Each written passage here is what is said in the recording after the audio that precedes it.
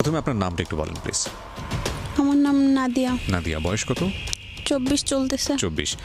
নাদিয়া, আজকে যে সিক্রেটস, সেই সিক্রেটসটা আসলে আমি আপনাকে যখন শুরু করবো অনুষ্ঠানটা, তার আগে আপনাকে আমি বেশ কিছু জিনিস জিজ্ঞেস করছিলাম। আমি খুব অবাক হয়েছি বিষয়টা জেনে। আমার মনে হয় একটু ধারাবাহিকভাবেই শুনতে চাই। It's not a extraordinary case, প্রিয় শ্রোতা, it's a most common case, it's a family drama. এবং আমাদের সোসাইটিতে এই জিনিসগুলো খুব র্যাপিডলি গ্রো করছে, এই ফ্যামিলি ক্লামিটিগুলো। অনেকেই মনে করেন যে এগুলোকে ফ্যামিলির জিনিস ফ্যামিলিতে চেপে রাখাটাই বেটার। কিন্তু কেন হয় আসলে বিষয়গুলো, এগুলোকে ফাইন্ড আউট করার জন্যে আমরা যেভাবে উপস্থাপন করলে আপনাদের জন্য বেটার হয় বোঝা, আমরা ঠিক সেভাবে উপস্থাপন করব। এবং এই অনুষ্ঠানের কিছু উদ্দেশ্য থাকে, আপনারা শুরুতেই জেনেছেন, সেটা মেনটেন করেই আমরা এখানে প্রচার করছি। আশা করছি আপনারা শুনবেন। ওকে, নাদিয়া, শুরু করুন আপনি। জি। আমি সাভারে থাকি। জি, থাকেন কোথায়? হ্যাঁ, আমার প্রশ্ন জিজ্ঞেস করতে ভুলে গেছে। সাভারে থাকছেন আপনি? জি। আচ্ছা, জন্ম জেলা কোথায়? জন্ম মিরপুরে আমার। মিরপুরে, মানে ঢাকা শহরেই বলা চলে। জি। আচ্ছা, ঠিক আছে, শুরু করুন প্লিজ। আমি যখন মানে মিরপুর থেকে আমাদের জমিন কিনা হয় এই সাভারে। আপনার বাবা কি করতো? আমার বাবা ব্যবসা করতো। আচ্ছা, ব্যবসা করতো। জি। কয় ভাই বোন ছিলেন আপনারা? আমরা 4 ভাই 3 বোন। 4 ভাই 3 বোন। আপনি কি মানে সবার বড় না ছোট? না আগে 3 ভাই, তারপরে 3 বোন, আর আমার ছোট একটা ভাই। আমরা ওইখান থেকে এখানে আসি। আসার পরে মানে এই এলাকায় টুতে ভর্তি হই আমি। তো টুতে ভর্তি হই, এইখানেই চলাফেরা করি। তো আমার বড় যে বোনটা ছিল, মেজো বোন, ওকে বরাবরে তো বিয়ে দেওয়া হয়েছে। তো মেজাপার বিয়ে হয়নি তখন। আর ওর মাথার ব্রেন অনেক ভালো ছিল, ওরে পড়ায় নাই। আমাদের এলাকাটা ভালো ছিল না তখন। আচ্ছা। সেই জন্য ঘরেই থাকতো। আচ্ছা। আর আমারও ছোটবেলা কাটছে এইভাবেই যে আমার ভাইরা কোনো সময় বাইরে যেতে দিত না, কারোর সাথে মিশতে দিত না একসাথে।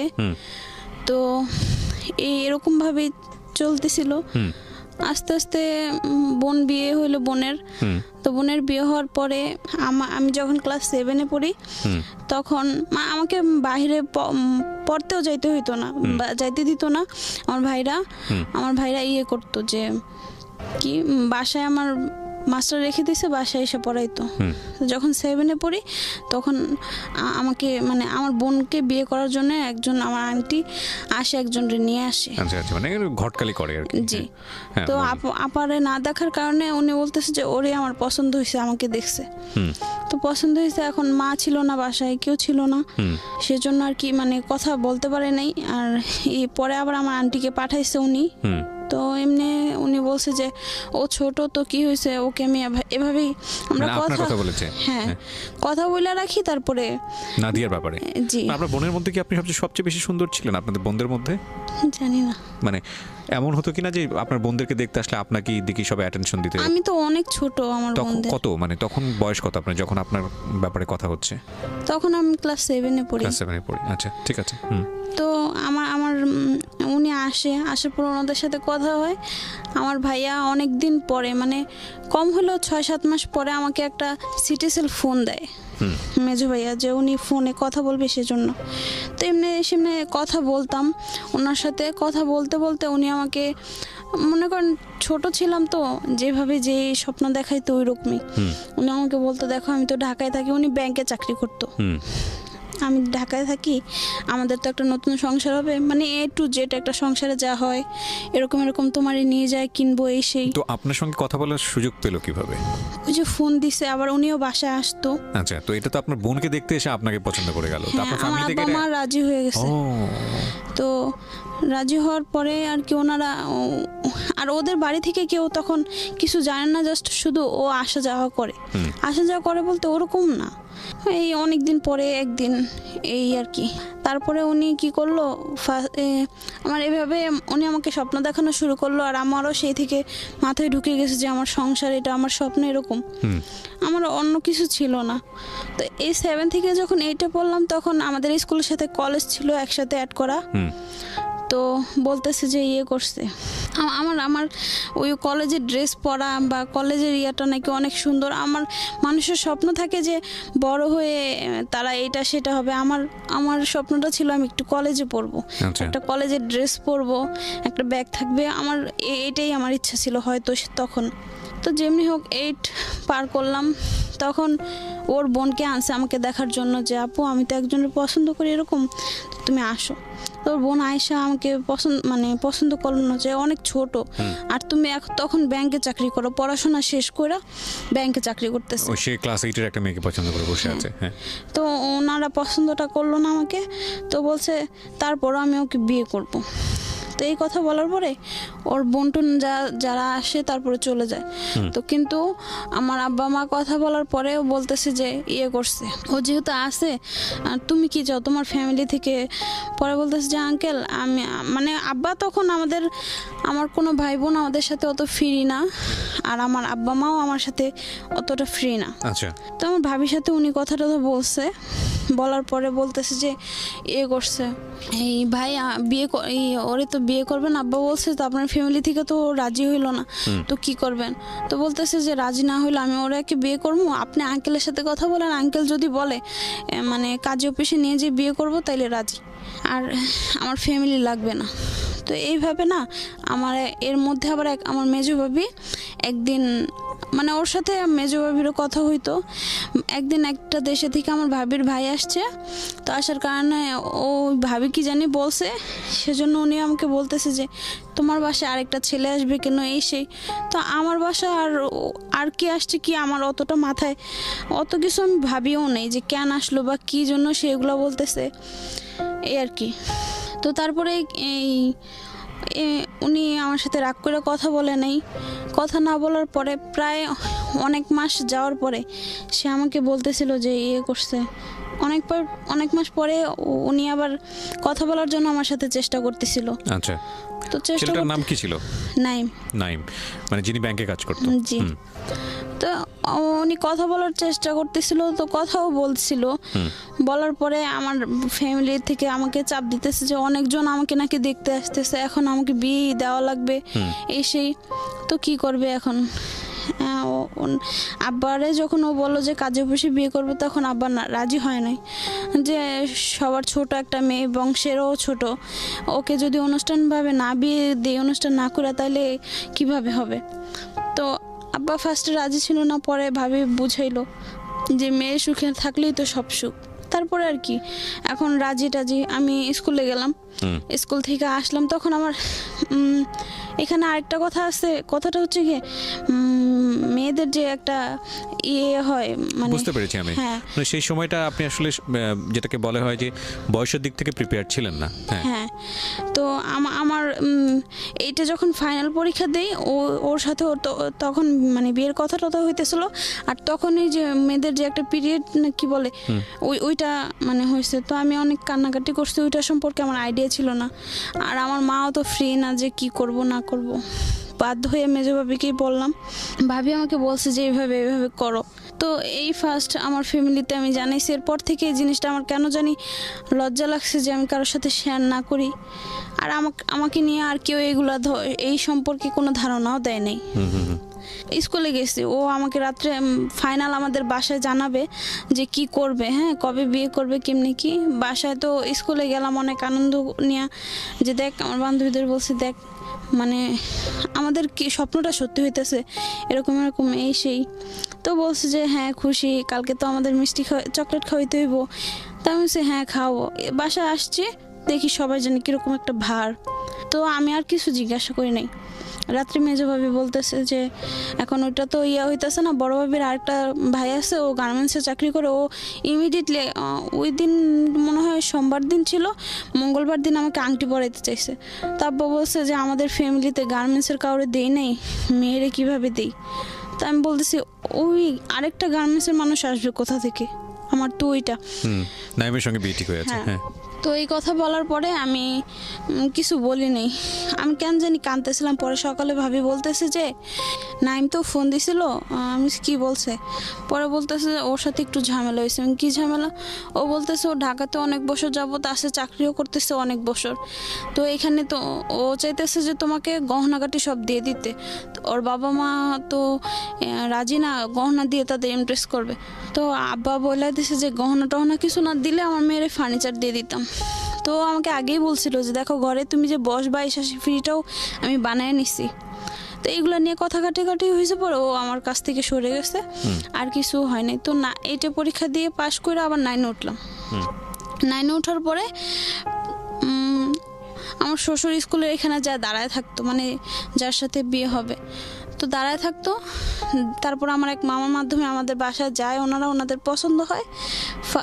প্রথম সাময়িক পরীক্ষা আমি মনে হয় 2টা দিছি, তারপর আমার বিয়ের কথা চলতেছে, মানে উনি গেছে। তো ফার্স্টে আমার শাশুড়ি গেছিলো, যাওয়ার পরে আমার শাশুড়ি আমাকে দেখে পছন্দ করে আসছে। পরে আমার দেওর আর আমার যা আর উনি যায়। তো যাওয়ার পরে আমার বাসায় সবাই বলতেছে যে যা আসছে যেহেতু এটা তোমার ভাসুর টাসুর হবে কিছু। তো আমিও ভাবছি যে সেটা ভাসুর, আর সাথে যে দেওরটা গেছে আমি তারে ভাবছি যে ওইটা হবে আমার হাজবেন্ড। নাইমের পাটটা চুকে গেল। জি। আচ্ছা। তো এখন গেল, আমাকে পছন্দ হলো, ওনাদের কথাবার্তাও সব ক্লিয়ার। পরে এখন অনুষ্ঠানও হয়ে গেছে, সবাই আসতেছে, তো আর কি করবে। বিয়ে হইলো, শ্বশুর বাড়িতে গেলাম, মানুষের যে একটা বোঝা বা কি ওগুলা কোনো কিছুই বুঝতাম না। আমি ভাবছি যে বিয়ে বাড়িতে যেভাবে গেলে যা হয় আর কি তা। এভাবে আমার বিয়ে হইলো, গেল কিছুদিন। তো যাওয়ার পরে বিয়ে কার সঙ্গে হলো? ওই যে যারে ভাসুর মনে করছি তার সাথে। আচ্ছা, মানে সেটা তো অন্য হিসাব। নাইমের সঙ্গে তো বিয়েটা হলো না না। তাহলে যে যার সঙ্গে হলো উনি কি করতো পেশায়? বিয়ের আগে যেটা জানতেন? বিয়ের আগে বাইরে ছিল। আচ্ছা, বাইরে ছিল, বাইরে থেকে এসছে। হ্যাঁ। আপনার ফ্যামিলি রাজি হয়ে গেছে, যেহেতু আপনার বারবার বিয়ের কথা আসছিল ফ্যামিলিতে, সবকিছু মিলিয়ে আপনাকে একটা বিয়ে দিয়ে দিল আর কি। কিন্তু ছেলে এটা ছিল না, কোনো আত্মীয় হতো আপনাদের? জি না। ওকে, তারপর? এভাবে কিছুদিন গেল। তো আমার বিয়ের 1 মাস 15 দিন পরে আমার পেটে ব্যথা শুরু হয়। তো ওইটার চিকিৎসা কিছুটা নেয়, 2-1টা ইঞ্জেকশন দেয়, কোনো ডাক্তার দেখায় না, এমনিতে ইঞ্জেকশন দেয়, ব্যথার কমে। বিয়ের 1-1.5 মাস পরে আমার গলা দিয়ে রক্ত পড়ে। কেন? এটাও কোনো জানি না, আচ্ছা, হঠাৎ করে। আচ্ছা। তো এরকম অনেক ডাক্তার দেখাইছি, কিছু ধরা পড়ে না। তারপরে ওনারা চিকিৎসাও করছে, কিছুই হয় না। ওকে। তারপর হঠাৎ করে একদিন নিজেই বন্ধ হয়ে গেছে। 1 মাস পুরো একটানা ছিল। ওকে। তারপর আস্তে আস্তে এরকম করতে করতে আমাদের ফ্যামিলির যে একটা ফার্মেসি ডাক্তার থাকে, উনি বলতেছে যে ইয়ে করেন কাকি, আমাদের ভাই হয়, তো কাকি ওরে না একটা বেবি নিতে বলেন, তাইলে মনে হয় ওর রোগ টোক চলে যাবে। ডাক্তারকে না দেখিয়ে এই সাজেশন দিয়েছে? হ্যাঁ। আচ্ছা। তো আমার তখন বিয়ের 1 বছর হয়েছে নাকি, হ্যাঁ হয়েছে সম্ভবত, তাও শিওর জানি না। তো বাচ্চা নিয়েছি, ছেলে হইলো। তো হওয়ার পরে আমি ইয়ে করলাম, আমার হাজবেন্ড তো আমার ছেলেরা 2.5-3 মাসে রেখে চলে গেছে বাহিরে। তো অতদিন আমার কাছেই ছিল। বাইরে চলে যাওয়ার পরে শ্বশুর শাশুড়ি আমার মানে ওরকম অত সুবিধার ছিল না। মানে হয়তো কি সংসারে যদি আমরা 5 জন থাকতাম তাহলে উনি আমাদের কি মানে আমাকে সহ 5 জন থাকলে ওনারা 4 জনের খাবারটা দিত, আর হয়তো না খায় থাকতাম বা দেখা যেত যে খাবার নাই, এরকম কিছু। সব মিলে কি মানে যৌথ পরিবার ছিল, সবাই মিলে একসঙ্গে থাকতো? সবাই বলতে যৌথ কি, আমার যা আমার কাছে আমাদের সাথে ছিল না, বাপের বাড়িতে থাকতো, আর শ্বশুর শাশুড়ি আর 3টা দেওর, সবাই একসঙ্গে থাকতো। হ্যাঁ। আচ্ছা। তো এরকম করার পরে আবার আমার ছেলে যখন পেটে ছিল, আমি একটু খাবার বেশি খেতাম, তখন শ্বশুর বলতে কি তুই কি রাক্ষস হয়ে গেছিস, এত খাস কেন, নাকি রাক্ষস আনতাছিস পৃথিবীতে, এগুলো বলতো? হ্যাঁ। আপনার জামাই তখন দেশের বাইরে? হ্যাঁ। না না, তখন দেশে। তো আপনি জামাই বলতাম ওরে, ও বলতো কি থাক বলুক, মুরব্বী মানুষ বলছে কি হয়েছে তা। আর ও আমার জন্য শুকনা কোনো খাবার কোনো সময় আনতো না।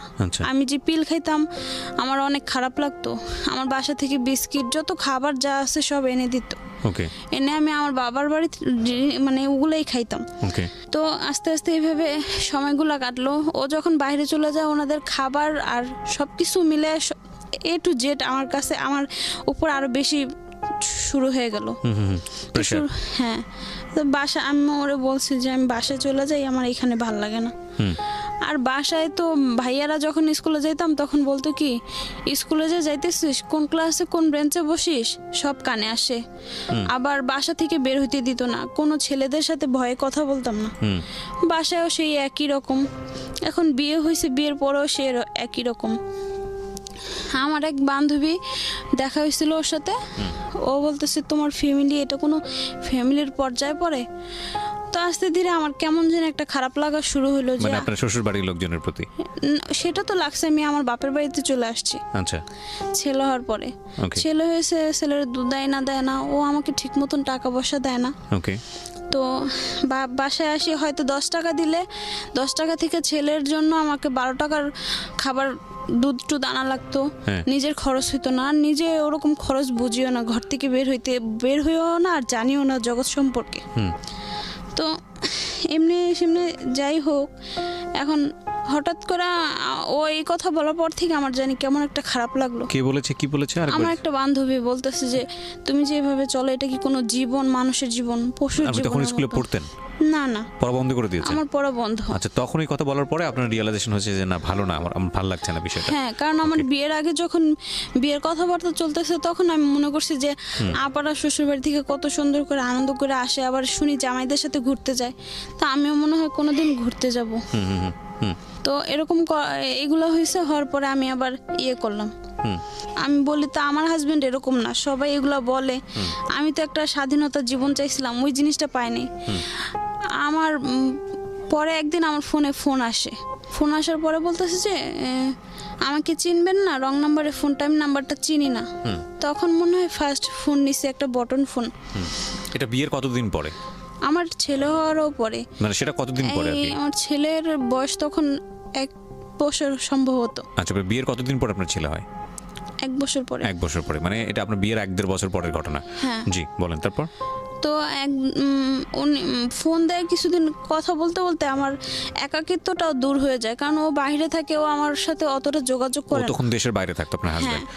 আমার ভাইদের মানে দেখতাম যে তার ছেলে মেয়েরা কত আদর করে, ভাইয়ারা ছেলে মেয়েদের আব্বা মা ছাড়া কোনো কথাই বলতো না। তো আমার ছেলেরা কোনো সময় ও বাবা বইলা ডাক দেয় নাই, আর কোনো সময় কোলেও নেয় নাই, এটা নাকি ওর লজ্জা লাগে। তো আমি ওনাদেরটা দেখা কিরকম জানি আমার একটা খারাপ লাগা শুরু হইতো, যে এরকম কেন, আমিও এরকম কিছু একটা পাইতেছি না, আবার আমার ছেলেও এতিমের মতন, শ্বশুর শাশুড়ির কাছে যাচ্ছি না, তারা এই সেই, আবার হচ্ছে গিয়ে ওনারাও এরকম। তো আমার এরকম খারাপ লাগা শুরু হইলো আস্তে আস্তে, শ্বশুর বাড়ি থেকেও পাচ্ছি না, বাপের বাড়িতেও পাইলাম না, এখন হাজবেন্ডও এরকম। তো এরকম করতে করতে আমার ও ফোন দিত, তখন নামটা জানতে পেরেছেন লোকটার? হ্যাঁ। কি নাম ছিল? ফার্স্টে তো এইভাবে ভুলভাল নাম দিছে, তারপরে নাম হচ্ছে তার রাসেলের সঙ্গে আপনার কথা হতো? হ্যাঁ। ততদিনে কি জানতে পেরেছেন ও কি করে, কোথা থেকে পেয়েছে নাম্বার বা কি অবস্থা? না। তখনও জানতে পারেননি? প্রায় 6 মাসের মতন রং নাম্বারে কথা বলতেছি।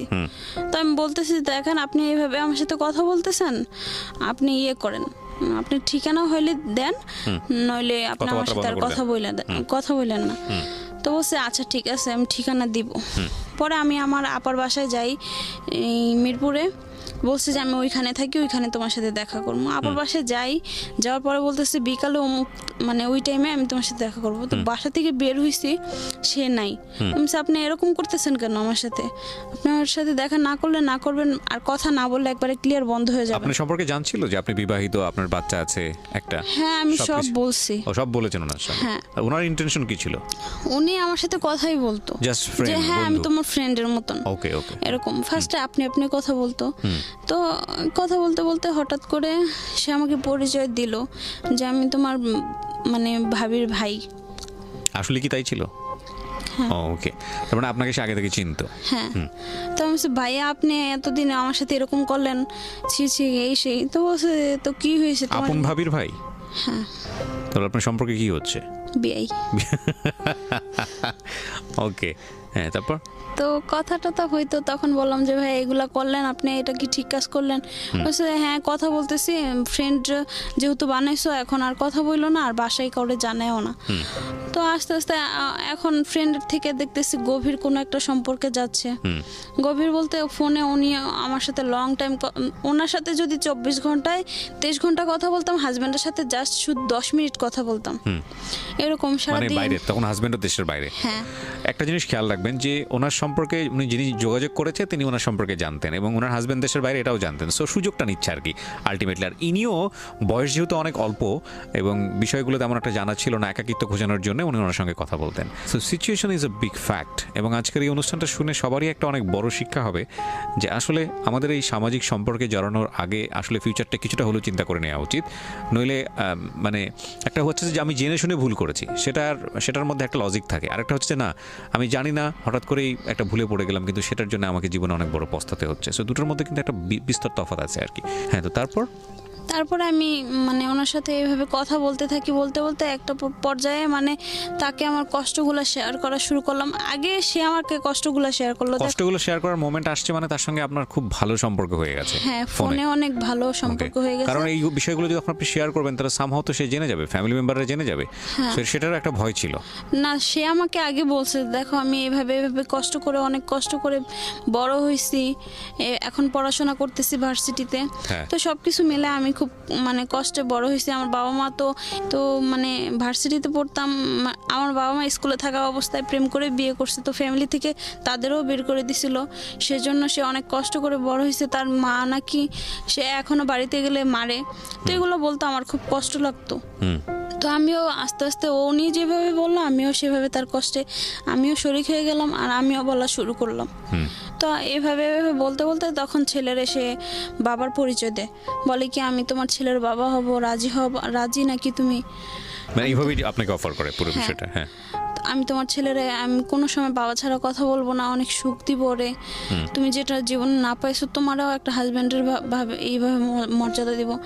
তো আমি তখন আমার মাথায় এই জিনিসটা আসলো যে আমার ছেলে তো এতিমের মতন, আমার ছেলেটা যদি একটা সত্যিকারের বাবা পায় তাহলে তো এখানে আমার অনেক পাওয়া।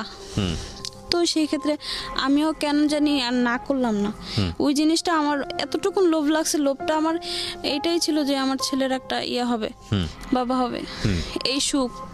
সে আমার সাথে সে আলাদা, সেই ফার্স্টে যে 7-এ থাকতে যার সাথে কথা হয়েছে নাইমের সাথে, ওর মতো ও সেভাবে আমাকে দেখাইতেছে যে আমরা এইভাবে আলাদা থাকবো, স্বপ্ন দেখাচ্ছে। হ্যাঁ, তো ওই স্বপ্নগুলো আমার কেন যেন একটা লোভ হয়ে দাঁড়াইলো আমার মাথার মধ্যে, সেটা যে ঢুকছে আর বের হয়নি। তারপরে এখন এভাবে করতে করতে হঠাৎ করে একদিন বাসা থেকে জানি কি হয়েছে, আমি বাসায় বলতেছি যে মা আমি বাসায় শ্বশুর বাড়ি যাইতেছি, কাপড় চোপড় গোছাইছি, গোছানোর পরে ও বলতেছে যে কোথায় তুমি? আমি বাসায় যাবো এখন, ওর দাদির বাসায়। পরে বলছে আমি এখানে আমার একটা ফ্রেন্ড নিয়ে আসছি, তুমি মানে রাসেল বলছে এটা। হ্যাঁ, 3 রাস্তার মানে ওইখানে ওই রাস্তার মোড়টা হচ্ছে 3টা, আমার বাসায় যাওয়ার 2টা মোড়, আর ওর মানে ও যেখানে দাঁড়াচ্ছে ওই আরেকটা মোড়। তো এখানে দাঁড়ায় থাকার পরে ও বলতেছে বাসায় যাই, কি করবা, চলো আমরা জায়গা। তো আমি কোনো কিছু ভাবলাম না, আর বাসা থেকেও ওরকম কিছু প্রিপারেশন নিয়েও আসিনি। আমি বলছি ঠিক আছে, মানে আমারও জানি কিরকম একটা লাগছে যে ঠিক আছে চলো দেখা করি। আমি দেখা করি কি, ও দেখা করার পরে বলছে যে বাসা যাই, কি করবা, চলো জায়গা, আমরা তোমাকে নিয়ে যাই। আমি বলছি আচ্ছা ঠিক আছে। আমি কিছু ভাবলাম না। মানে কোথায় নিয়ে যাবে? সে আমাকে নিয়ে যাবে যে যেভাবে, আমি কিচ্ছু জানি না। আমিও কেন জানি বললাম যে আচ্ছা ঠিক আছে, ঠিক আছে বলে ও যে একটা সিএনজি নিল, ওই সিএনজিতে আমিও উঠলাম, উঠে ওর সাথে আমি চলে গেছি। এটা হচ্ছে বিকালে রওনা হয়েছে। আপনার বাচ্চা কোথায় তখন? আমার সাথেই আছে। আপনার ছেলেটা আপনার সঙ্গে? হ্যাঁ, শ্বশুর বাড়িতে আসবো এই কথা বলে আমি আসলাম। আচ্ছা, ও সবকিছু জানতো আপনার? হ্যাঁ, সব। আচ্ছা, কোথায় যাচ্ছেন, কি করতেছেন সবকিছু জানতো? হ্যাঁ। ওকে, তারপর? তো এরকম ওর সাথে গেলাম, যাওয়ার পর রাস্তাতে আমি বলছি আচ্ছা বাসায় কোনো সমস্যা হবে না। পর বলছে বাসায় যেখানে যাবা সেখানে যা ফোন অফ করে দিলেই হবে। আমি বলছি আচ্ছা ঠিক আছে। তো ফোন অফ করে দিবে, এখন গেলাম। ও ইয়েতে উত্তরায় থাকতো, তো সেখানে গেলাম। যা আপনি আগে থেকে সবকিছু জানতেন না? না, কিছুই আপনাকে টাচ দেয়নি? না, ও বলছে চলো জায়গা, আমিও কেন জানি চলে গেছি, কোনো কিছু ভাবিনি আগ দিক পিছে। তো আমি যাওয়ার পরে ও বলছে যে আমি একটা রুম ভাড়া করছি, এখানে উঠি চলো। তো উঠি, আমার শুধু আমার মানে কাপড় চোপড় যায় আমার ছেলেরও, আর আমি তো জানতামই না যে এইখানে আসতে হবে বা কি, ওরকম প্রিপারেশনও ছিল না। ওইখানে বাড়িওয়ালারে বলছে যে ভাবি আমরা তো বাবার বাড়ি থেকে রাগ করে চলে আসছি, মানে আপনাকে বউয়ের পরিচয় দিছে আর কি? হ্যাঁ, না আমাকে না, বাড়িওয়ালাকে। তো ওই বাড়িওয়ালা মহিলা বলছে আচ্ছা ঠিক আছে থাকো, সমস্যা নেই, আমাদের বাসায় এই যে রুমটা খালি, ওই রুমে একটা চৌকি ছিল, তো এইটাতেই থাকো, পরে আস্তে ধীরে সবাই না, যেহেতু রাগ করে এসে বসছে এখানে তো আর কিছু করার নেই। তো আমি ওই বাসায় ছিলাম, ও সেই রাত্রে সারা রাত ছিল আমার সাথে। সকালে যাওয়ার সময় আমাকে বলছে ফোন চালু করবা না, বাসায় থাকো, আর আমার একটা ফ্রেন্ড তোমার যা লাগে আয়েশা একটু পরে পরে জিজ্ঞাসা করবে, দিয়ে যাবে, আর আমাকে ফোন দিবা না তুমি। দাঁড়ান, আমার কাছে মনে হচ্ছে যে somehow it's a very very wrong decision in life. একটা যেটা হচ্ছে যে বিআই তো সম্পর্কে ছিল, আপনি আগে থেকে জানতেন, তার মানে ওনার সঙ্গে যে আপনি গেলেন, আপনি মনে করেছেন যে আপনি পুরো সংসারটাই চেঞ্জ করে ফেলতেছেন, তাই কি? না, তখন ওইটাও আমার মাথায় আসে নাই তখন। তাহলে তাহলে কি মানে ওই যে ফার্স্টে ও ফোনে কথা বলতো যে আমরা সংসার করবো এভাবে সেই না, কিন্তু কোনো একটা জায়গায় যাচ্ছেন, ওর সঙ্গে মিট করবেন, একটা পার্সোনাল টাইম না মিট করাও না, জাস্ট বাসা থেকে যাওয়ার আগে ওকে ফোন দিছি যে আমি আজকে বাসা যাব। তো আপনি তো ওখানে থাকছেন, ডিসিশন নেওয়ার একটা বিষয় ছিল যে আপনি ওখানে স্টে করছেন, আপনি আছেন, তো এতক্ষণের মধ্যে তো নিশ্চয়ই আপনার মনে হয়েছে যে কি আমি এর সঙ্গে মানুষের সঙ্গে থাকবো আজীবন, নাকি আমি বাসায় ফিরে যাব, কি না তখন আমার মাথায় ওইটা আসে নাই। তখনও আসে নাই? না। কি বলেন আপনি, এটা তো মানে অযৌক্তিক, মানে চরম পর্যায়ের অযৌক্তিক একটা বিষয় হয়ে গেল না? হ্যাঁ, তো তারপরে এখন ও বলছে আমাকে ফোনও দিবা না, ফোন তোমার অফ রাখবা, আমার ফ্রেন্ড আইসা তোমাকে যা দেওয়ার বাচ্চার বয়স দিবে। কত তখন? তখন 1.5 বছর হবে। 1.5 বছর। মানে আপনার শ্বশুর বাড়ির লোকজনও জানে না আপনি কোথায় আছেন, আপনার নিজের বাড়ির লোকজনও জানেন আপনি কোথায় আছেন। এটা নিয়ে যে ভয়ঙ্কর রকম একটা বিপদ হতে পারে সেটাও আপনার মাথায় নেই? সেটাও মাথায় আসতেছিল না তখন। এগুলা খুব ক্রেজি ডিসিশন। এবং একটা জিনিস আমি আপনাদেরকে বলি আজকে, জানি না এই কথাটা খুব কমনলি বলাটা উচিত হবে কিনা, কারণ আমি কখনোই এই ধরনের কথা বলি না যে মেয়েরা বা ছেলেরা, কারণ আমি মনে করি এই বিষয়গুলো পার্সন ভেদে ডিফারেন্ট হয়। মানে একটা ছেলের ক্ষেত্রে যেটা হবে যেরকম সেটা সব মেয়ের ক্ষেত্রেই হবে, বা সব ছেলের ক্ষেত্রে হবে, বিষয়টা এরকম না। তবে এটা ঠিক আমি ব্যক্তি পর্যায় থেকে যেটা অনুভব করেছি, মানে এতদিনের গল্প শুনে, যে আমার কাছে মনে হয় যে সাধারণত মেয়েরা ইমোশনালি অনেক বেশি দুর্বল। মানে তাদেরকে ইমোশন দিয়ে, স্বপ্ন দেখিয়ে তাদের কাছ থেকে জীবনের অনেক গুরুত্বপূর্ণ সম্পদ খুব সহজেই নিয়ে নেওয়া যায়।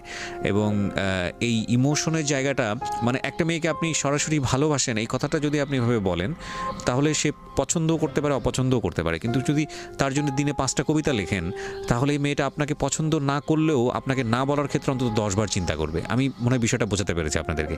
সো এই জায়গাগুলো খুব উইক সাধারণত কমনলি মেয়েদের ক্ষেত্রে। এটা নিয়ে খুব বড় বড় দার্শনিকদের খুব চমৎকার সুন্দর কথা আছে, কিন্তু আমার মনে হয় যে তারপরও একটু সেকেন্ড থটটা থাকা উচিত। দেখুন, এই ভদ্রমহিলার সংসার আছে, সব কিছু আছে, এই ছেলেটার সাথে তার কোনো ফিউচার কোনো প্ল্যান ছিল না। সেই অবস্থায় সে বাড়ি থেকে বের হয়ে গিয়ে একটা রাতে স্টে করছে এবং সেখানে রেখে দিয়েছে তাকে, যে ঠিক আছে তুমি ডোন্ট টেক এনি ডিসিশন, যে যাবা না, ফোন বন্ধ রাখো, কি একটা অবস্থা। যাই হোক, তারপরে আমি তখন আমার মাথায় আসে না। ও মানে যখন ফোনে কথা বলতাম তখন ও আমাকে বলতো, এভাবে তো বলছে যে অনেক কষ্ট পাইছে বা কষ্ট করতেছে।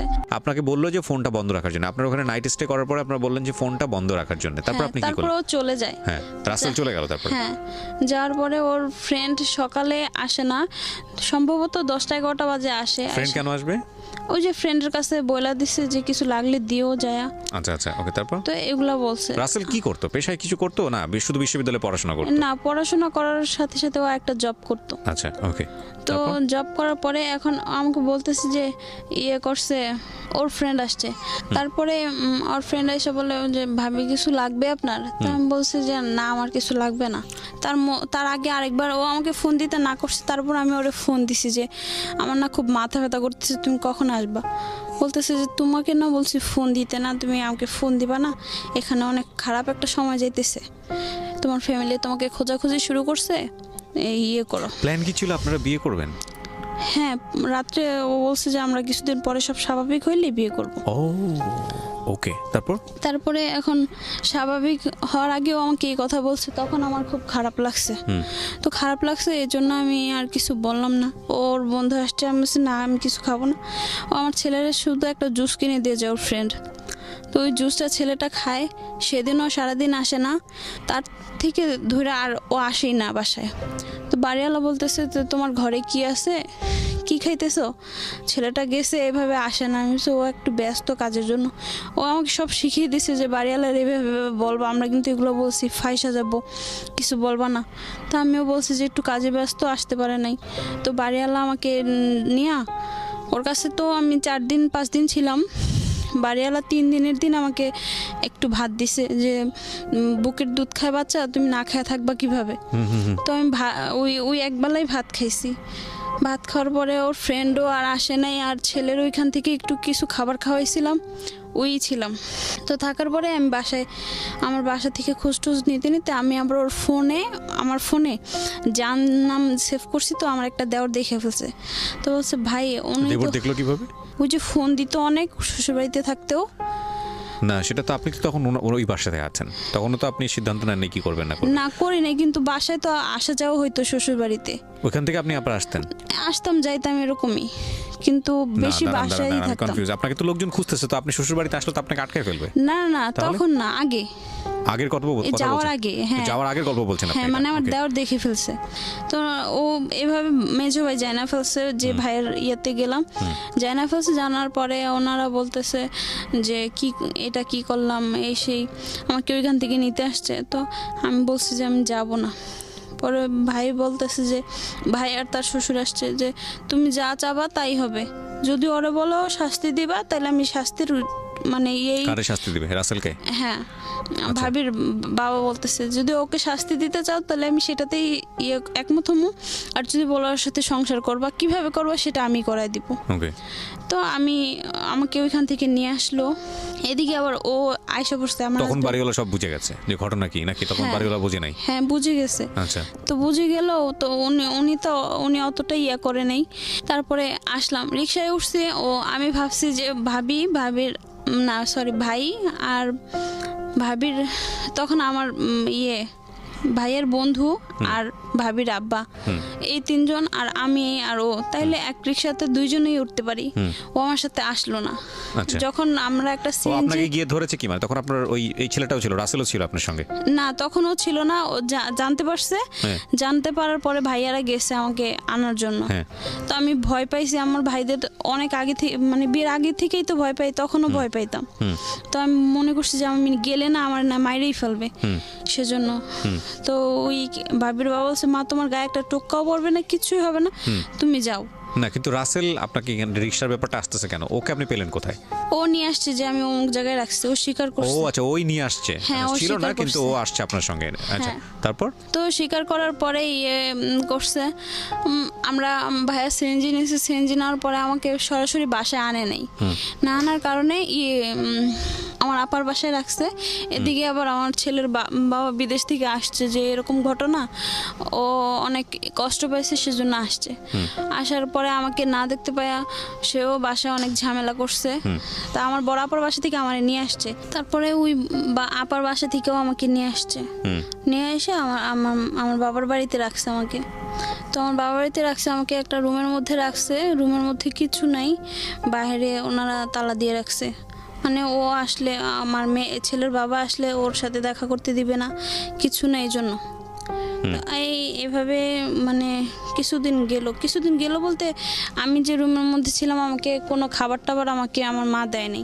আর ভাবিরা রাগ যে ভাবির ভাইয়ের সাথে গেছি, এখানে মা হয়তো বা ভাইয়েরা হয়তো কিছু বলছে তোর ভাইয়ের সাথেই গেল, সেজন্য দুইটা ভাবি বাসায় ছিল, দুটার সাথেই আমার কিছু হয় নাই, কিন্তু তারা আমাকে কোনো খাবার দিবে না। আমার বাবা মা তো আমাকে বিয়ে দিয়েই তারা আলাদা আলাদা। তখন আপনার ছেলেটা কোথায়? আমার ছেলেটা আমার কাছেও দেয় নাই, আমাকে একটা ঘরের মধ্যে আটকে রাখছে, আটকে রেখে ওর সাথেও দেখা করতে দিবে না, আর তারা খাবারও দেয় না। তো ওইখান থেকে আনার পরে 4-5 দিন পরে আমার মানে আমি দরজাটা একটু খোলা পাই, গোসল করব বলছি এই জন্য। তো বাইরে গেছি, বাইরে যাই আমি একটা পাশের বাড়ির ভাবিরে বলতেছি, সে ভাড়া থাকে, বলি কি ভাবি আমার একটু ভাত দেন, আমার খুব ক্ষুধা লাগছে। এই 10 দিনে আমাকে উনি কয়টা ভাত দিল, এই 2 বেলা ভাত খাইলাম।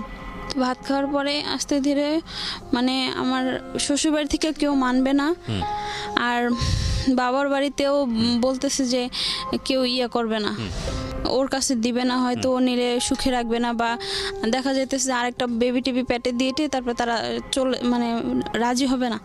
এগুলো মানে তাদের অন্যরকম মন মানসিকতা, আমার হাজব্যান্ড আমার সাথে খারাপ কিছু করবে, দিবে না, এভাবে সব স্বাভাবিক হবে। ও স্বাভাবিক করতে চাইছে, কিন্তু শ্বশুরবাড়ি কেউ হইতেছে না, আর বাপের বাড়ি থেকেও ওনারা করতেছে না। আমার ভাইয়া বলছে যে তুমি কি করতে চাও, হ্যাঁ তুমি যদি চাও তাহলে ওর সাথে ওর কাছে দিব, আর যদি না চাও তাহলে দিব না, ওর সাথেই আমি রাসেলের সাথেই বিয়ে করাই দিব। তো এগুলো বলছে, তো আমি বলছি যে আচ্ছা ঠিক আছে দেখি। এখন আমার হাজবেন্ড দেখি আমাকে ধইরা অনেক কান্না করতেছিল। আপনার হাজবেন্ড এসে? হ্যাঁ। কেন কান্না করতেছে? যে মানে কান্না করতেছে, আবার বাসায়ও রিকোয়েস্ট করছে যে ওর সাথে আমার একটা রাত থাকতে দেন, ওর সাথে আমার কিছু কথা আছে, ও যদি জায়গা আমার ছেড়ে তাহলে যাবে। ও আজ হাজবেন্ড এটা বলতেছে? হ্যাঁ। আচ্ছা।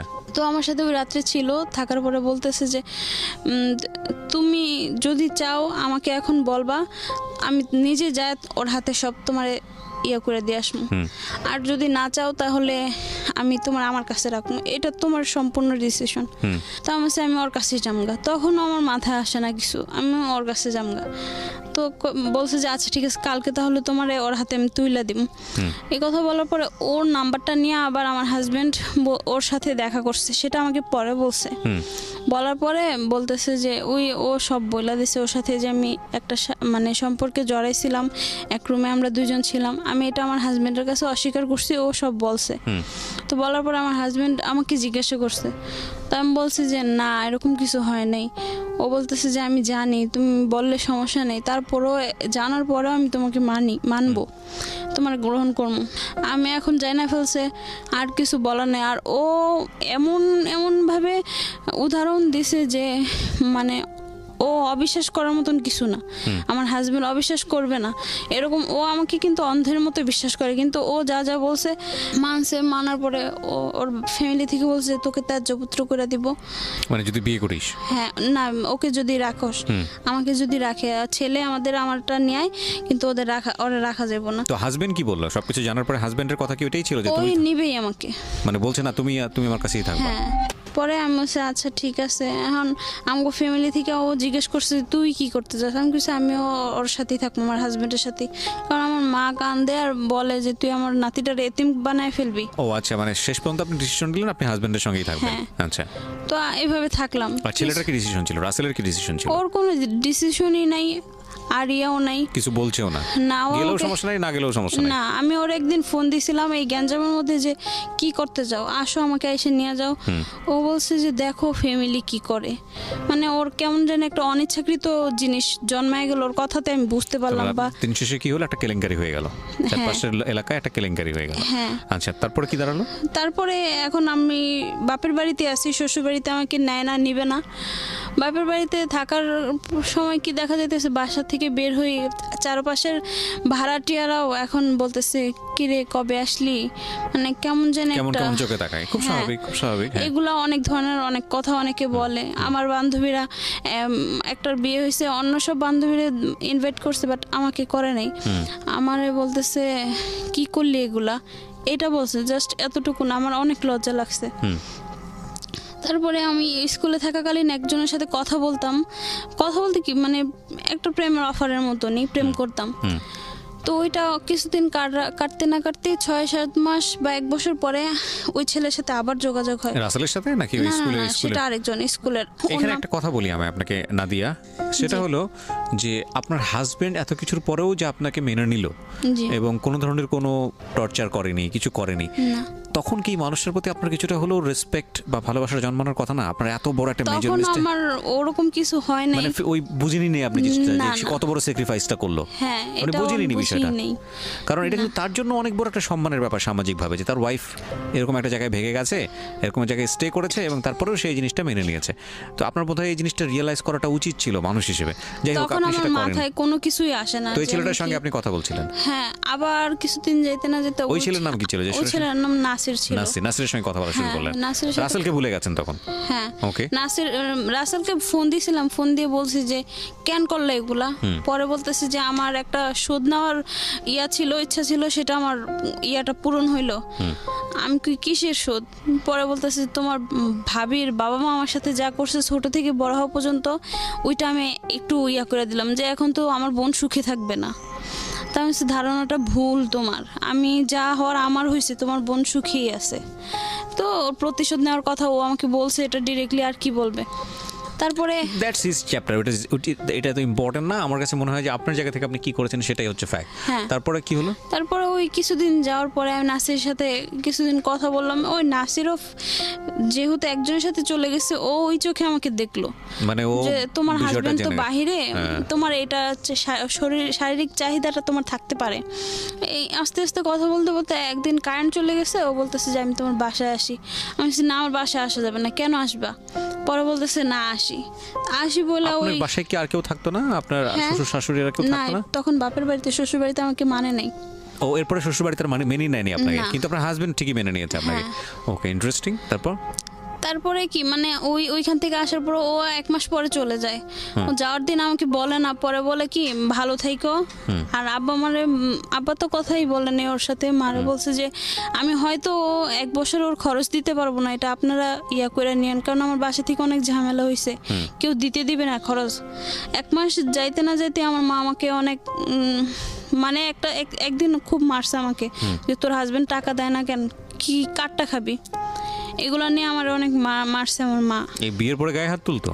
বিয়ের পরে কি ওইখান থেকে আসার পরে আমার হাজবেন্ড কেন টাকা দিচ্ছে না, এগুলো তো অন্যায়, চরম অন্যায়। যাই হোক, তারপর তো ওর আমি যতই অন্যায় করি যাই করি, ওই কয়েকটা মাসে আমি ওরা সব কিছুই সব বলতাম। আমার বাবা সবাই আমাকে বলতো যে হাজবেন্ডের সব কথা বলতে হয় না, কিন্তু আমি ওরা সব বলতাম। বলার পরে আমি যাওয়ার আগে ওরা বলছি যে আমি যদি কোথাও জায়গা তাহলে কি তুমি কষ্ট পাবা। ও তখন ওইটা জিনিসটা সিরিয়াস নেয় নাই। আবার এই বাসায় এগুলো করতেছে আমার সাথে, আমি ওরা কাঁদছি আর বলছি যে দেখো বাসায় এগুলো করতেছে। তারপরেও আমাকে 10,000 টাকা পাঠায় বলে কোন দেশে থাকতো সেটাও বলতে যাচ্ছেন না? আচ্ছা, পুরো সিক্রেট, ঠিক আছে, বলেন তারপর। তো টাকা পাঠানোর পরে বাবা আব্বা আমার হাতে দেই, আবার নিজে কিছু খরচের জন্য রাখি, তখন তারা খুশি, অনেক খুশি। এখন আমারও ভালোভাবে দিন যাইতেছে, ইয়ে করতেছে, কিন্তু মাঝে মারলো বা সবাই বাসা থেকে বের হইলি কেমন যেন একটা চোখে দেখে, আবার হচ্ছে গিয়ে খারাপ ব্যবহার করে আমার সাথে সবাই। মানে আমার জগৎটাই যেমন অন্ধকার ছিল, হাজার আলো থাকলেও আমি আলো পাইনি। তারপরে ওর সাথে কথা হয়, পরে বলতেছে এত কষ্ট করে কি থাকা যায়, সে তো আবারও ফার্স্ট এসে আমার সাথে কিছুদিন কথা বলার পরে আমার বাসায় একদিন কারেন্ট চলে যায়। কারেন্ট যাওয়ার পরে ও বলে যে আমি তোমার বাসায় আসতেছি। আমি কেন আসতেছো? পরে বলতেছে হ্যাঁ, আমাদের এলাকায় আবার কারেন্ট গেলে আধা ঘন্টা, 1 ঘন্টা, 1.5-2 ঘন্টাও থাকে, মানে আধা ঘন্টার আগে আসার কোনো সম্ভাবনাই নেই। তো আমি বাসায় শুয়ে রয়েছি, ও আমাকে এই কথা বলছে যে দরজা খোলা রাখো, কোন রুমে থাকে আমি সেটা সে জানতো। বাসায় কিন্তু ভাড়াটিয়ারা ছিল, 2 ভাইয়ের বউ ছিল, বাবা মা ছিল, সবাই ছিল। তো কারেন্ট যাওয়ার পরে ও আসার পরে আমার ওর সাথে আরেকটা ঘনিষ্ঠ সম্পর্ক হয়ে যাওয়ার পরে তারপর আমি কেন জানি আমার এই জিনিসটা আমার ঘৃণা লাগছে। মানে রাস্তার সাথে যেটা হয়েছে ওইটা তো আমার ইচ্ছা হোক আর যাই হোক, যেভাবে হোক হয়েছে, বা কিছুটা আমার ইচ্ছাও ছিল যে তার সাথে সংসার করবো, কিন্তু এটা কি হইলো। পরে আমি আর মানে ছেলে মানুষ কেমন যেন একটা ঘৃণার চোখে দেখছি যে এটা কি, ছেলেরা কি সবাই এরকম। ও দিল ধোকা, ও এই কথা বলতেছে, এই কথা বলে আবার এরকম করলো। তারপরে এমনি আবারও কিছুদিন যায়, ভাইয়েরা তো কেউ কথাই বলে না, আব্বাও কথা বলে না, মা 2-একটা বলে না, মানে আবার আমার ঘর থেকেও বের হইতে দেয় না। আগে তো গেটের বাইরে যায় বসতে পারতাম, এখন গেটের বাইরে গেলেও ভালো মানুষও যা বলে, খারাপ মানুষও তা বলে, এই সব একই। তারপরে এরকম কিছুদিন যাওয়ার পরে আবারও আমার হালকা পাতলা এক আন্টির বাসায় যাইতাম, বাসা থেকে 5 মিনিট দূরে আন্টির বাসায় আসা যাওয়া করতাম। ওই এক আন্টির ছেলে আবার আরেক আন্টিরে মানে একটা ইট দিয়ে মাথা ফাটায় ফেলছে। তো এখন আন্টি, আমার যে আন্টির ছিল, নাসিরের সঙ্গে ওই সময়টা থেকে আপনার যোগাযোগ থাকতো? এরপর আমি বন্ধ করে দিয়েছি যোগাযোগ, আমার ঘৃণা লাগছে ব্যাপারটা, বিষয়টা ভালো লাগেনি, আপনি বন্ধ করে দিয়েছেন। তারপরে ওই ইয়ে করলাম, আন্টি ফোন দিয়ে বলতেছে তুই তো আসোস, তোর তো হাজব্যান্ড কাছে নেই, তুই দৌড়াইতে পারবি, তুই একটু তোর আন্টির ডাক্তার দেখা, যা টাকা লাগে ওরাই দিবে। তো আন্টির একটা হসপিটালে দেখাইলাম। তো ওই আন্টির হাজব্যান্ডও বাইরে ছিল। ওই আন্টিটা বলতো কি যে মা, জীবনে এনজয় ছাড়া আর কোনো কিছু না, যত এনজয় করবা তত মজা পাবা, কিন্তু কষ্টরে ধরে রাখলে বা কিছু করলে তুমি কোনো দিনের সুখ পাবা না। সে আমাকে এগুলো বলতো। পরে ওই হসপিটালটা আবার আন্টির একটা ছিল কি, যতটা রোগী নিয়ে দেবে তার পার্সেন্টেজ আছে। তা আন্টি ওই ডাক্তারের সাথে যোগাযোগ করতো, ডাক্তারও বলতো যে করছে আন্টি আপনার ভাগ্নিটারে তো ভালো লাগে, তো ভালো লাগলে কথা বলো, আন্টি নাম্বারটা দিয়ে দিছে। তো উনি আমার সাথে কথা বলতেছে কিছুদিন পরে বলে কি, আমি বলতেছি যে আমার না একটু মানে কেমন জানি, আমার তো বিয়ের পর থেকেই পেট ব্যথা। তো বলতেছে যে পেট ব্যথা আসো দেখায় দিই ডাক্তারে দিয়ে।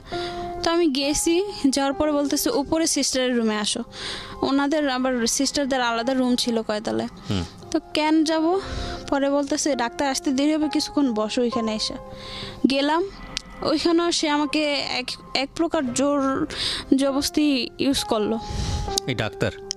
হ্যাঁ, ওকে, উনি ডাক্তার না, মানে শিখতেছিল, ইন্টার্ন করছে বা কিছু একটা হচ্ছিল। হ্যাঁ, তবে সার্জারি ছিল। হ্যাঁ, তো ওর নাম হচ্ছে পারভেজ। ওকে।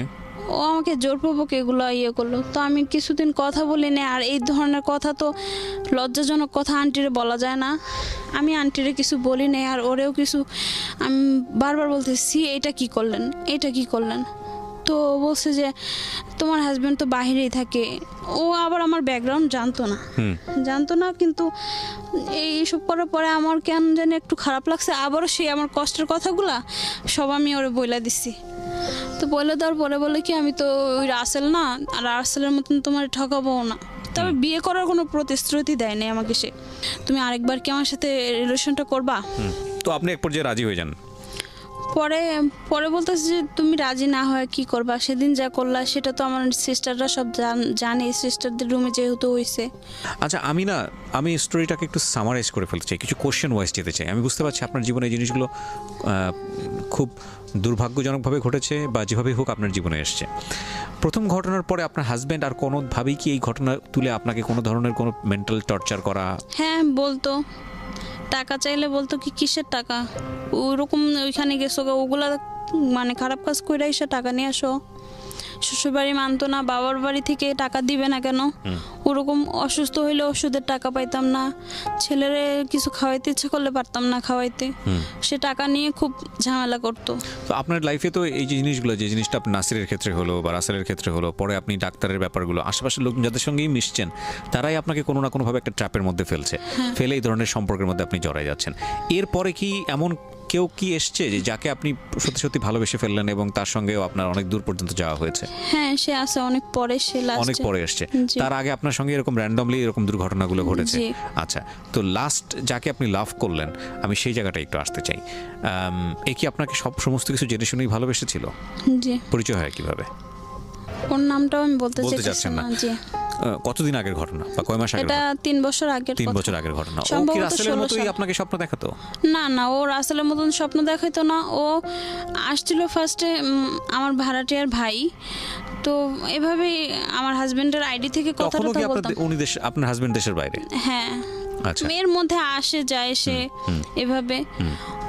তো কথা বলতে বলতে হঠাৎ একদিন মানে সে আমার ব্যাকগ্রাউন্ড জানে, আর জানে বিধেই সে চাচ্ছিল যে আমি ভালো হই সমাজে।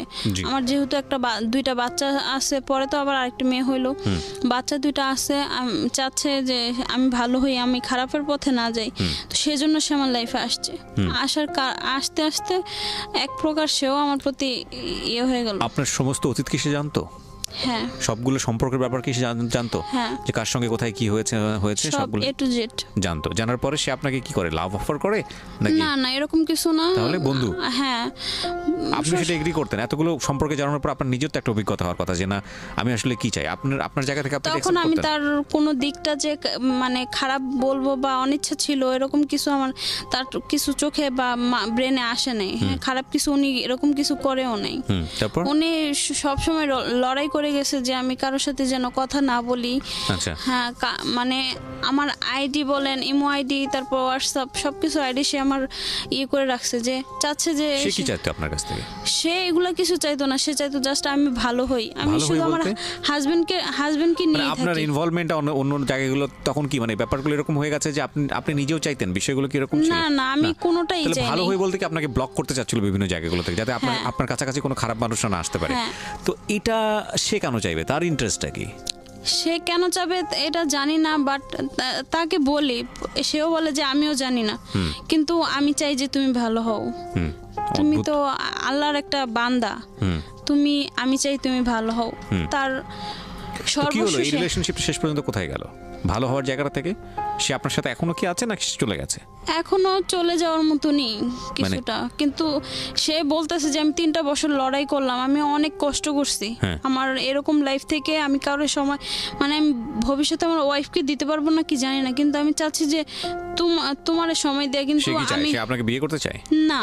তাহলে সে কি চায়? তার উদ্দেশ্য একটাই, আমি যেন কারোর সাথে কথা না বলে আমার হাজবেন্ডকে নিয়ে আমি থাকি, আমার ছেলে মেয়ে নিয়ে আমি সুখী হই। Very interesting. তো তার সঙ্গে আপনার কোনো ধরনের কোনো অনৈতিক সম্পর্ক হয়নি? হয়েছে। তাহলে কি দাঁড়ালো?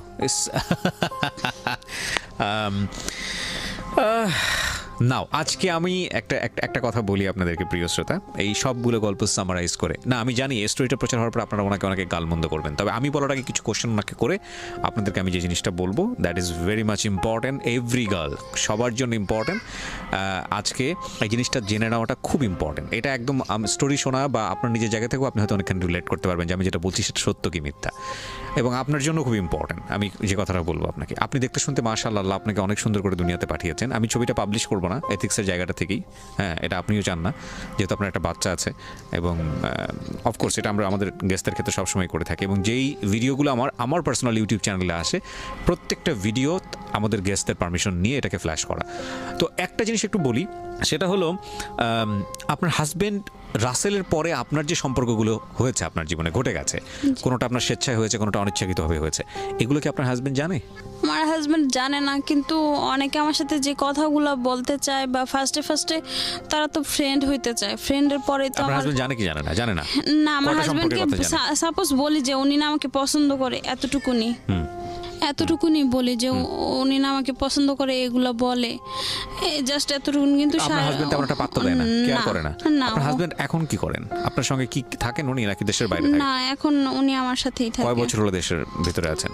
আসছে হচ্ছে গিয়ে নভেম্বরে আছে। তো আপনার হাজবেন্ড আসার পরে কি আপনার মধ্যে কোনো চেঞ্জ এসেছে, নাকি আগের মতোই আপনি অন্য কাউকে মিস আমার করেন? হাজবেন্ড আসার পরে অনেকটা চেঞ্জ হয়েছে, কিন্তু যে আমার জন্য এতটা লড়াই করছে তাকে আমি এখন বুঝাইতে চাই বা বলতে চাই যে আমি এগুলা সাইডে দিছি, টোটালি করি না।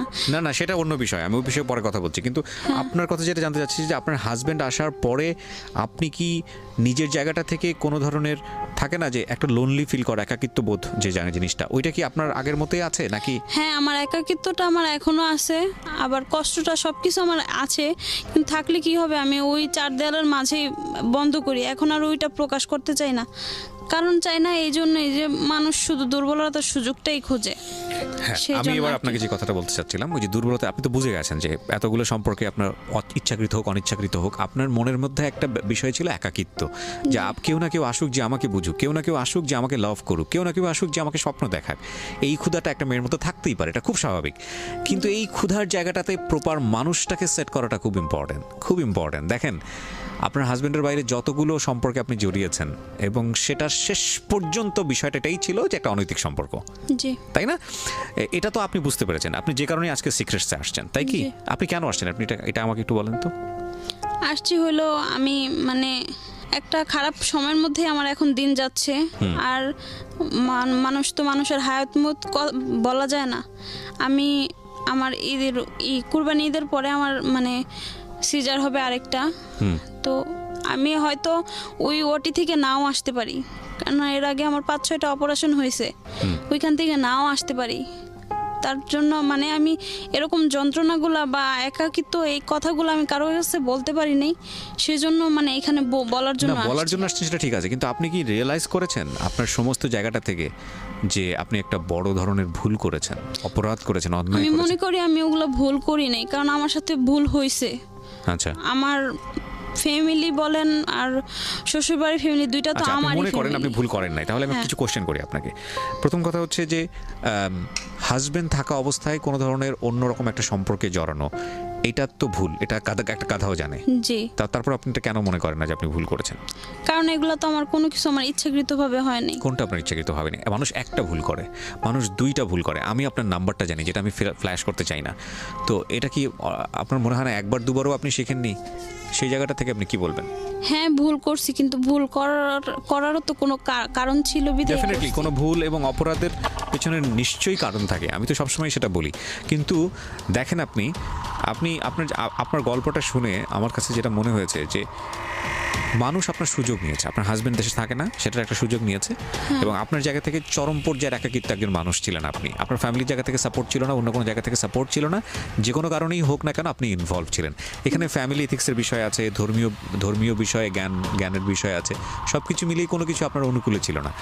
কিন্তু এটা ঠিক যে আমি শুধু একটা কথাই বলি আজকে এখানে, যে কোনো সম্পর্কের যদি পরিণতি না থাকে, ডেফিনেটলি আজকে এই ভদ্রমহিলা যিনি এখানে এসছেন, আমি সব কিছু ডিসক্লোজ করছি না, আমি শুধু একটা সাম আপ করছি আপনাদেরকে এটা বোঝানোর জন্য সামাজিক জায়গাটা থেকে, যে কোনো সম্পর্কের যদি পরিণতি না থাকে, উনি প্রত্যেকটা সম্পর্কে জড়িয়েছেন, অলমোস্ট এভরি রিলেশনশিপে ওনার একটা গোল নিয়েও নিয়ে গিয়েছেন যে না এই মানুষের সঙ্গে আমি থাকবো, এই মানুষটা আমাকে সাপোর্ট করছে, এই মানুষটা আমার ফ্যামিলি ম্যান হবে, এই মানুষটাকে নিয়ে আমি স্বপ্ন দেখছি। প্রথম যে স্বপ্নটা হলো যে আমি ঘর থেকে বের হয়ে গেছি, মানুষটা আমার সংসার দিবে, একটা আমার বাচ্চাকে টেক কেয়ার করবে। কিন্তু ওই যে প্রথম যে ভুলটা ছিল, এই ভুলের পরের হোঁচট খাওয়ার পর থেকেই কিন্তু আরও ভুলের মধ্যে জড়িয়ে পড়া। এবং এই স্বপ্ন দেখার জায়গাটায় আমার একটা কথা, সেটা হলো কোনো ছেলের সঙ্গেই বৈবাহিক সম্পর্ক থাকা অবস্থায়, আমি এটা আবারও রিপিট করছি, বৈবাহিক সম্পর্ক থাকা অবস্থায় কোনো ছেলের সঙ্গে সে যদি পীর দরবেশও হয়, ডু উইথ ডিউ রেসপেক্ট, মানে পীর শব্দটা আমার এখন উচ্চারণ করা ঠিক হচ্ছে কিনা আমি জানি না, কারণ তারা অত্যন্ত জ্ঞানী মানুষ, সব পীরই আবার জ্ঞানী না, যাই হোক। তো সেই জায়গাটা মানে এইরকম পর্যায়েরও যদি মানে দেখতে শুনতে হয়, তাদেরকে সন্দেহের চোখে দেখুন। মানে প্রথম কথা হচ্ছে যে আমাদের ধর্মীয় জায়গাটা থেকে তো মেলামেশাই উচিত না। আপনি আপনার হাজব্যান্ড থাকা অবস্থায় কেন অন্য ছেলের সঙ্গে আপনি কথা বলতে যাবেন, মিশতে যাবেন, সেটা অন্য বিষয়। কিন্তু তারপরও আমাদের যে সামাজিকতা, আমাদের যে লাইফস্টাইল, আমাদের যে সব কিছু, সেখান থেকেও যদি আমি বলি যে আপনার হাজব্যান্ড থাকা অবস্থায়ও যদি একটা ছেলে আপনার লাইফে আসতে চায়, এবং সে আসতে চাওয়ার জায়গাটা থেকে আপনার মিশনটা যদি এরকম থেকে, ঠিক আছে আমি প্রেজেন্ট লাইফে হ্যাপি না, আপনি তাকে নিয়ে সংসার করবেন, এবং সেরকম দেখাই যাচ্ছে তার মধ্যে, আমি আপনাকে বলবো সন্দেহের চোখে দেখুন। কারণ টু বি অনেস্ট, আপনি সংসার শুরু না করা পর্যন্ত সেই মানুষটার সম্পর্কে এমন সম্পর্কে আপনি জানেন না যেটা আপনার জীবনটাকে ভয়ঙ্কর রকমভাবে দুর্বিষহ করে তুলবে। নাম্বার ওয়ান, কজ যেই হোক না কেন ছেলে, কেউ আসবে আপনার কাছে, ঠিক আছে আমি তোমাকে বন্ধুর মতো পাশে থাকতে চাই, কেউ আসবে কেউ বলবে যে ঠিক আছে কিচ্ছু না, আমার এগুলো কোনো চিন্তা ভাবনাই নাই, আমি তোমার সংসারটা ভালো থাকুক এইটা চাই, কেউ আসবে বলে যে না ঠিক আছে আমি আছি মানে টাইম পাস করার জন্য। আপনি যদি জেনে বুঝে একটা ভুল করেন, দ্যাটস আ ডিফারেন্ট কেস। কিন্তু আপনি যদি মনে করেন যে টার্গেটই হচ্ছে একটা মানুষকে নিয়ে আপনি সামনের দিকে আগাবেন, এখানে একটা হোপ তৈরি হবে, এখানে একটা ভালো ড্রিম আছে, তাহলে আপনি অবশ্যই, আমি যেটা বুঝি যে ওই যে একটা কথা বলে যে আসলে ছেলেরা বন্ধু হয় না বা কী জানি না, মানে কথার কথা আর কি, এই জায়গাটায় অন্তত আপনাকে সন্দেহের চোখে দেখতেই হবে। কজ ঘুরে ফিরে ইন্টারেস্ট আসলে সবারই এক জায়গায় গিয়ে থামে। একদম ফ্রয়েডিয়ান থিওরি অনুযায়ী দ্য ম্যাক্সিমাম কেস ইজ, মানে ডেফিনেটলি 99.9% ইজ সেম, সে যত সাধু বাবাই হোক না কেন। সুতরাং এই জায়গাটা থেকে আজকে ওনার একটা মারাত্মক রকমের ভুল ছিল, নাম্বার ওয়ান। নাম্বার টু হচ্ছে হলো গ্যাপ। দেখেন ওনার হাজব্যান্ড দেশের বাইরে থাকতো, আমাদের এই জিনিসগুলো অনেক সময় মনে করে যে ইটস রগা একটা স্টোরি, শুনতে ভালো লাগে, আরে না জানে কী করছে একটু শুনে দেখি, আজকে অনেকেই রেডিওতে কান পাতবে, আজকে অনেকেই ইউটিউবে যাবে, কী আছে এর ভিতরে, মানে একদম অনৈতিক বিষয়গুলো আছে।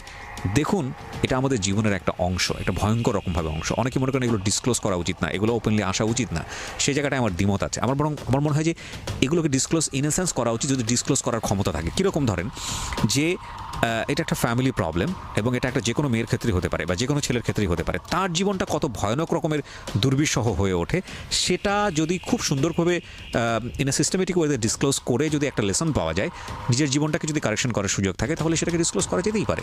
এইখানে যেই প্রবলেমটা আমাদের হয়, আমরা খুব মোটা দাগে জানি যে হাজব্যান্ড দেশের বাইরে থাকলে বা ওয়াইফ একটা ডিস্টেন্সে তৈরি হলে, যে একটা কথা হচ্ছে ডিস্টেন্স একটা গ্যাপ তৈরি করে দেয়, এবং এই গ্যাপটা অনেক সময় পূরণ করার জন্য মনটা আগুপাক করে।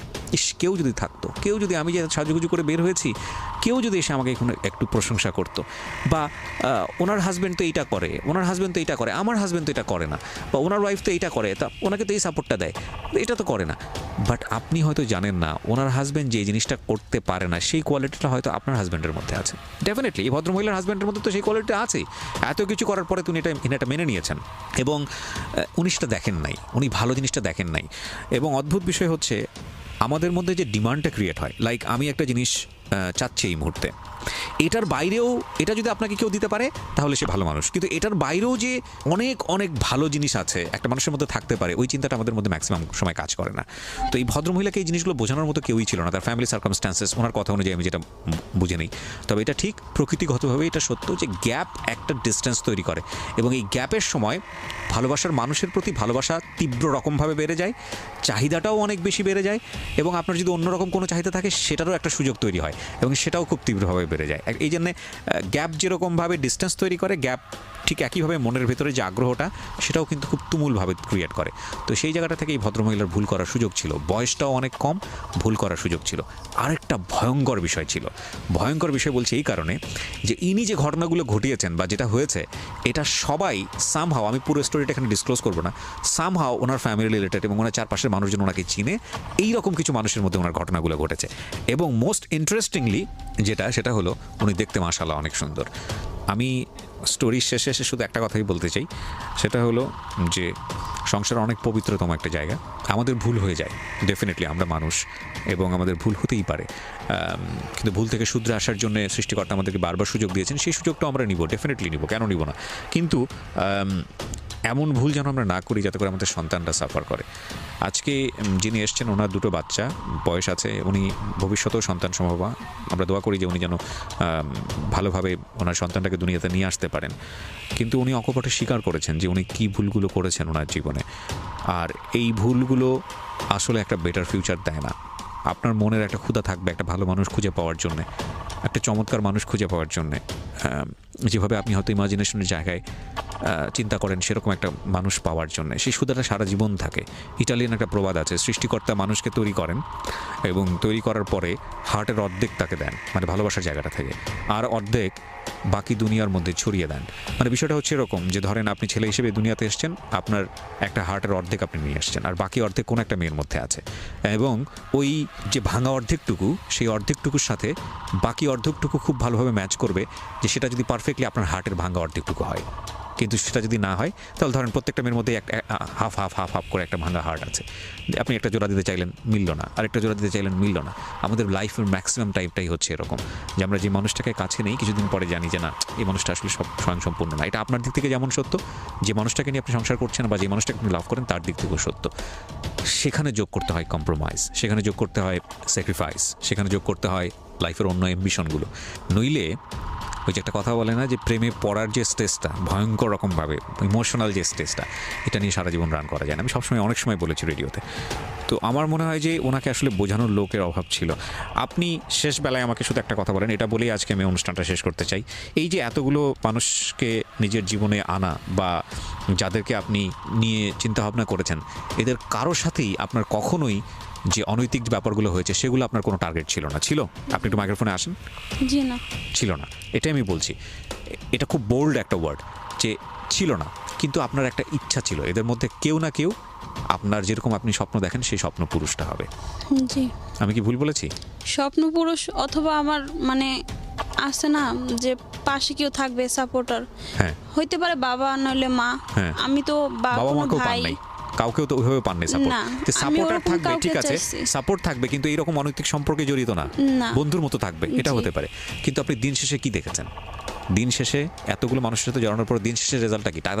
তাদের টার্গেটটা কি থাকে? তাদের উদ্দেশ্য হয়েছে, উদ্দেশ্য ঘুরে ফিরে ওই সফল একটা হয়েছে, জিনিসই। বাট আমারটা কিছুই আমি পাইলাম না। না, কিন্তু আপনি তো কিছু পাননি, ডেফিনেটলি পাননি। তো সেই জায়গাটা থেকেই আজকের হচ্ছে সিক্রেটসটা।